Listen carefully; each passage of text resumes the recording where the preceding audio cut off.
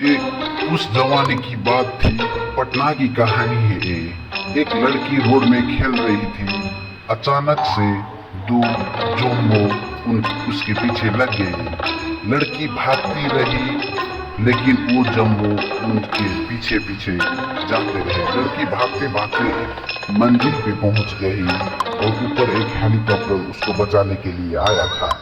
और लड़की जल्दी ही 6 सीढ़ी पार करके उस हेलीकॉप्टर पर पहुंच गई। उसके बाद एक दिन एक गांव में राहुल खेतों में था और उसको एक सियाल ने लखटा। लगते हुए जब वो भाग रहा था, 3 रास्ते आए। एक रास्ते में भूत थे, दूसरे रास्ते में वैम्पायर थे और तीसरे रास्ते में चुड़ैल थे। और राहुल ने क्या सोचा, उसने सोचा कि मैं रास्ते 2 से जाऊंगा और उसने वो वैम्पायर को मारते हुए रास्ते 2 से गया।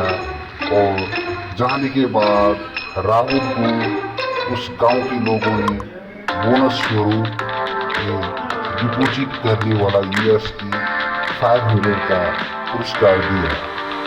उसके बाद राहुल ने ये सब अपने बैंक में ट्रांसफर किया और राहुल खुद अपना एक दुकान चलाने लगा। एक दिन की कहानी थी। 2 मकान थे और 2 मकान में एक मकान में भूत डरवाता था। और भूत ने ऐसा डरवाया कि एक दिन उसका मालिक अपने घर में, वो 2 ही मकान इनके थे और मालिक ही खुद असमझ हो गया कि किस घर में कौन भूत डरवाता है बोलिए। और उसने एक इनाम का घोषणा किया, जो एक दिन इस बंगले में रहेगा उनको मैं 1 करोड़ दूंगा बोला। और बिहार के जो रामलाल और श्यामलाल बैठने के लिए रेडी हो गए और उन लोग सोच विचार करने लगे कौन सी बंगलों में भूत है बोल के।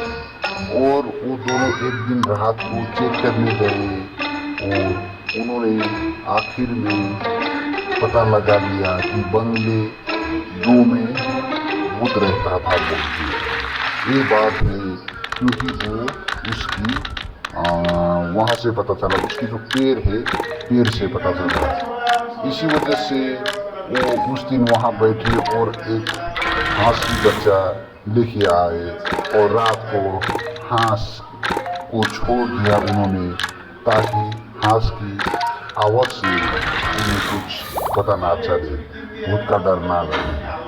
और उसके बाद उन्होंने एक गेम खेलना शुरू किया। एक पिरामिड बना के वो लोग ब्रेन पावर वाला गेम खेल रहे थे।